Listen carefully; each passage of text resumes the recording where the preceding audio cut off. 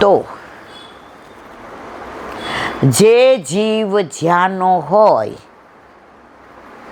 ત્યાં જ જાય. 12મા પછી બધાને સાયન્સ લેવું હોય, પણ એડમિશન મળે તો જાય ને. પછી કોઈ હા ઓછા માર્ક હોય તો આર્ટ્સમાં જાય, મધ્યમ હોય તો કોમર્સમાં જાય. પણ પછી જે સાયન્સમાં એડમિશન લઈ લે, હવે એક કોલેજમાં સાયન્સ, કોમર્સ અને આર્ટ્સ હોય, એક પીરિયડ સાયન્સનો ભરે, એક પીરિયડ આર્ટ્સમાં ભરે, એક કોમર્સમાં, પછી એક્ઝામ શેની આપે? તમે જે લાઈન પસંદ કરી છે એમાં જ તમારે 7 પીરિયડ ભરવા પડે તો તમારી પ્રેઝન્સ લખાય અને તો જ તમે એક્ઝામ દેવા માટે લાયકાત ધરાવો. તો બધા એવું કે બધાય ભગવાનને મનાય, વંદન બધાને કરાય, આદર બધાને દેવાય, માન બધાને દેવાય, પણ પ્રેમ તો એકલા. જે પ્રભુ આપણને, એવું નહીં કૃષ્ણ જ, મહાદેવ, માતા, જેને જે ગમે તે, તમે એકને જ પ્રેમ કરો, એકને જ માનો, તો સાયન્સમાં જેમ તમે ગોલ્ડ મેડાલિસ્ટ બનો એમ તમે જે ભગવાનને માનતા હો, હવે આપણે કૃષ્ણને જ માનીએ છીએ, આપણને એની લીલા જ ગમે, આપણને એની જ વાતો ગમે, આપણને એનું જ વ્રજ ગમે. દીકરાઓ દર વખતે ફરવા જાય એટલે ના હાલો ના હાલો, આપણે કહીએ ના મમ્મી તમે થાકી જાઓ છો તો વ્રજમાં તો જાઓ. મેં બેટા એ મારું ઘર છે, આપણા ઘરે જઈને ત્યાં થાક ઉતરી જાય. તો આજે પણ આપણને વ્રજ જવું ગમે છે, કારણ એ આપણું ઘર છે. આજે લગ્નથી 50 વર્ષ થયા હોય, મા બાપ ન હોય ને તોય પિયર આવવું ગમે. કેમ? મૂળ આ છે, અહીંયા ભણ્યા, અહીંયા જન્મા, અહીંયા લગ્ન કર્યા, અહીંયા છોકરા, તો એટલે જ છીએ. તો લૌકિકમાં પણ 50 વર્ષ લગ્ન થયા હોય તોય અહીંયા આવવું ગમે, એમ અલૌકિકમાં પણ કરોડો જન્મોથી છૂટા પડેલા હોઈએ તો મૂળ આપણને ક્યારેય છોડતું નથી. તો ચંપારણ કે વ્રજ એ બધા આપણા મૂળ છે. અને વ્રજમાંય વલ્લભનું 2 નામ છે, પ્રિયવજ સ્થિતિ અને ગોવર્ધનસ્યુષા. વલ્લભને પ્રિય લાગે છે વ્રજ, એટલે આપણને પ્રિય લાગે છે. વલ્લભને ગોવર્ધન એટલે કે ગિરિરાજીમાં બહુ ગમે છે, એટલે આપણને બહુ ગમે છે. અને એનું પ્રગટ પ્રમાણ વલ્લભે જ્યારે કાશીમાં હનુમાન ઘાટ ઉપર આસુર વ્યોમો લીલા કરી તો ત્યાં અંગ્રેજોએ જોયું તો એક તેજ પુંજ ગંગાજીમાંથી ઉપર ગયો અને વલ્લભ ગોલોકમાં પધાર્યા. એણે લખીને આપ્યું, એ હજી દિલ્હીમાં છે. પણ વલ્લભનું એ તેજ ક્યાં ગયું? ગિરિરાજજીમાં દંડવતી શિલામાં સમાઈ ગયું. તો વલ્લભ તો વ્રજમાં આજે પણ છે જ. એટલે જ આપણે બધાય પરિક્રમા કરીએ ગિરિરાજ બાવાની તો દંડવતી શિલાએ સાથ કરી, દંડવત કરી, આજ્ઞા લઈ અને પછી ચાલીને ગાડીમાં દૂધની ધારા દંડવતી એ અવૈષ્ણવ આવ્યા હતા ને ત્યાં વ્રજમાં, તો કેટલાય બધા દંડવતી કરતા હતા. એટલે અવૈષ્ણવ એટલે બિચારા હમણાં વૈષ્ણવ થયા. એટલે મારો હાથ પકડીને કે, હે ઈલાબેન, આ હોતા કેમ કરે છે? જો હજી એનામાં વૈષ્ણવી ભાષા નથી. હોતા કેમ કરે છે? મેં કીધું મારા વાલા, એને હોતાનું કહેવાય, એને દંડવતી કરે. દંડવત લાકડી હોય ને એને તમે આમ નાખો ને તો આખી સળંગ થઈ જાય. એટલે દંડ એટલે લાકડી ને વટ એટલે લાકડીની જેમ. તો એ ચરણ સ્પર્શ રજને કરે છે. ગિરાજીની તળેટીમાં ઠાકોરજી આજે પણ ગૌચારણ કરે છે. તો ગાયોની, બછરાની, દાવજીની, ઠાકોરજીની રજ આજે પણ ગિરિરાજી ઉપર ઠાકોરજીને સામને જઈ નિકુંજ લીલા કરે છે. તો યુગલ સ્વરૂપની રજ આજે પણ ઠાકોરજી ગિરિરાજીમાં શરદ પૂનમની રાતડીને કઈ ચંદ્ર ચડ્યો આકાશ રે આવેલા આશા ભર્યા. તો ચંદ્ર સરોવર પર આજે પણ ઠાકોરજી એટલે કે ગિરિરાજીની તળેટીમાં આજે પણ રાસ કરે છે. એની રજ એ તળેટીમાં ગુલાલ કુંડ, ત્યાં આજે પણ હોળી રમે છે. એની રજ સાંકડી ખોર ગેરે વનમાં નીચે ઉતરતા એ દાન લીલાની રજ સવાર સુધી ચાલે મારા વાલા.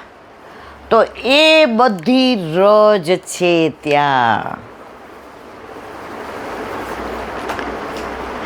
એટલે આપણને એ રજ રાની જ્યારે આપણને ઉડીને માથે પડે છે, તો આ કાંઈ જેવું તેવું નથી વ્રજ. જાણે એ માણે અને માણે એ પહેચાને. જેના બધા અનુભવ થઈ જાય, આપણને નથી થતા તો આપણે વારંવાર જઈએ છીએ. થઈ જશે પછી ત્યાં જ રહી જશું. હજી એક વૈષ્ણવ હતા પ્રાચીન, ભગવદીય બહુ, લગભગ 60-70 વર્ષ પહેલાં, કદાચ ત્યારે આપણો જન્મય નહીં હોય. તો એના પૌત્ર વધુ નહીં, પ્રપૌત્ર વધુ મળ્યા હતા. મને નહીં હો, હું તો હજી નકામી છું. એક વૈષ્ણવને તો એણે બહુ સરસ કીધું. એ કે અમારા પરદાદી જેટલી વાર વ્રજમાં આવે ને એટલી વાર એ કે બધાય કે કેટલી વાર જવું છે? તો જવાબ ન દે, મનમાં કે 84 લક્ષ યોનિમાંથી છૂટવું હોય તો 84 વાર તો જવું પડે ને. તો એના વર કે આપણે ગણવું નથી. 84 પૂરા થઈ જશે ને એટલે ઓટોમેટિક કે ઠાકોરજી આપણને વ્રજવાસ આપી જશે. અને ખરેખર 84 વાર એમને વ્રજ, લીલી પરિક્રમા આ બધું પૂરું થયું. હવે પરાકાષ્ઠા જુઓ તમે. તો બે જણે કીધું એ કે હવે છોકરાઓને કાંઈ કહેવું નથી. અને પહેલાં છે ને આવું નહોતું કે 40 દિવસ 35 દિવસ, જેને જેટલા દિવસ જ્યાં આનંદ આવે ત્યારે. એક વૈષ્ણવ હતા, એને કુમુદવન બહુ જ ગમે. એટલે જ્યારે જાય ને કુમુદવનમાં કેટલો વખત રહે એ ગણે જ નહીં. તો આ બે કીધું હવે એ કે હવે ક્યાંય જવું નથી, હવે અઠે દ્વારકા. એમ કરતાં 1.5-2 વર્ષ થયા એટલે છોકરાઓને ચિંતા થઈ. પણ જેટલા વ્રજમાંથી જાય ને એટલા સમાચાર આપે કે બહુ આનંદમાં છો, 2 જણા પ્રસન્નતામાં અને સ્વસ્થ છે. છોકરાઓ રાજી થાય.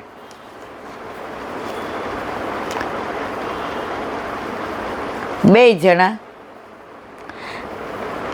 એકવાર ગિરિરાજજી આવ્યા ગોકુળમાંથી કે ક્યાંક, અને તળેટીમાં ઠાકોરજીને પધરાવી, અને ઠાકોરજીની આજુબાજુ બે એકલા રાસ લે.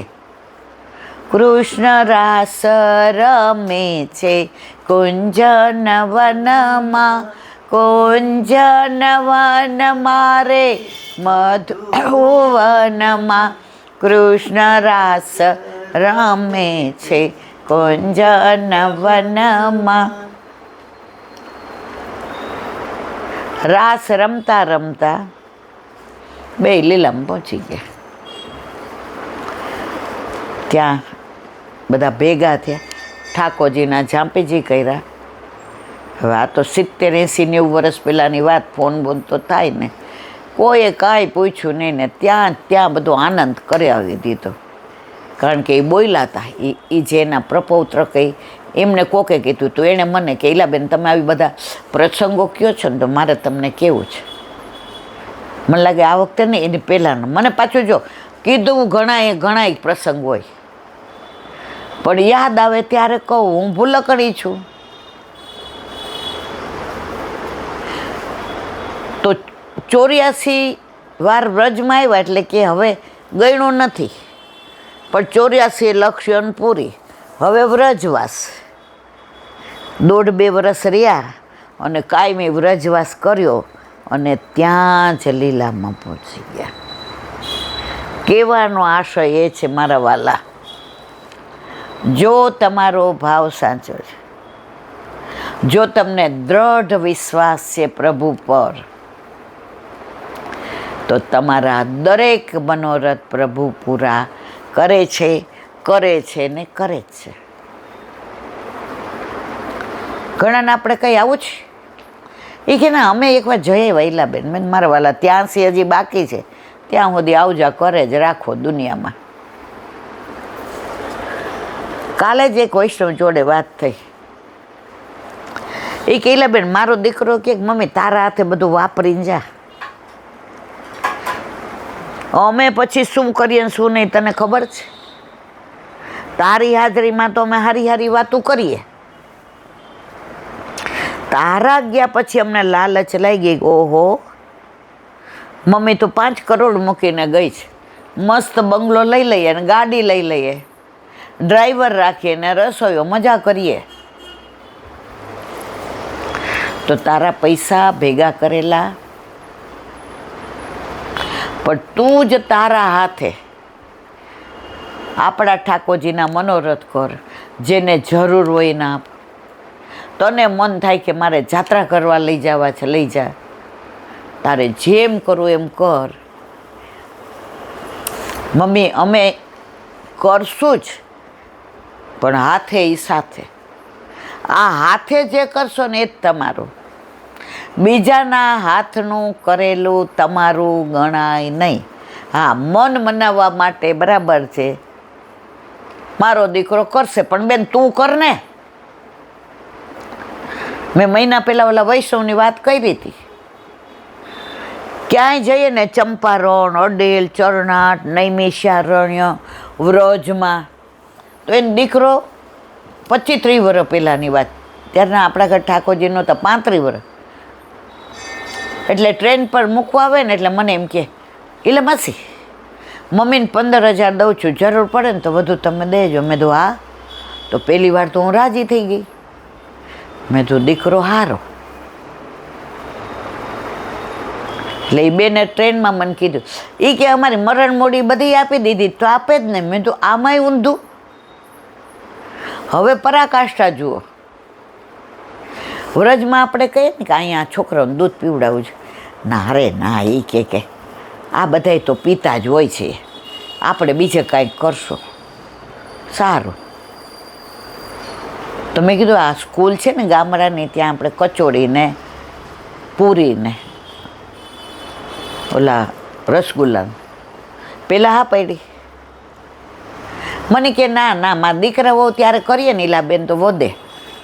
આપણે સમજી ગયા કે આ દ્રવ્ય 1 રૂપિયો નહીં વાપરે,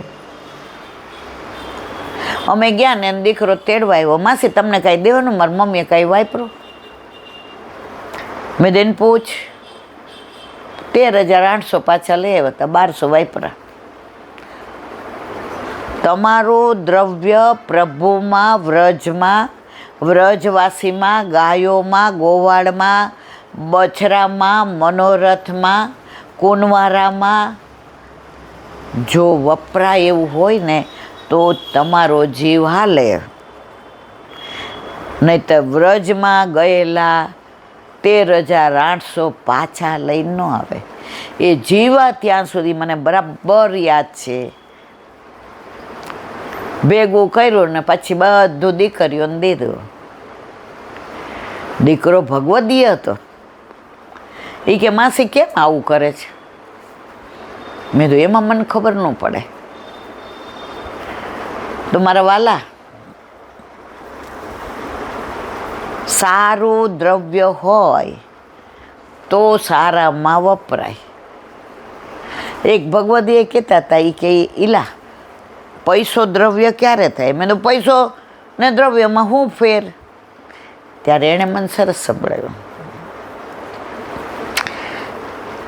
પૈસો એટલે સારામાંય વપરાય, લૌકિકમાંય વપરાય, જુગારમાંય વપરાય, દારૂમાંય વપરાય, દવામાંય વપરાય.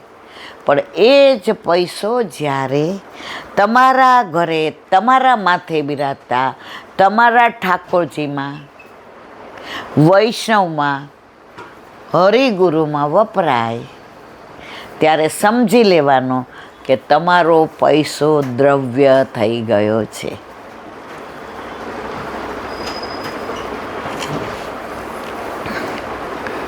વ્રજ વાલું રે વૈકુંઠ નહીં આવું. બારગામ આવ્યા છીએ, બધા પુસ્તકો ન લવાયા, પણ ભાગવત વિના આપણે અધૂરા. ભાગવતજી હોય તો મધુરા. તો હવે થોડું ભાગવતનું પઠન પાઠન કરી સત્સંગને વિરામ આપીએ અને પાછી લૌકિક લીલામાં જઈએ. બોલો ભાગવત ભગવાન કી જય.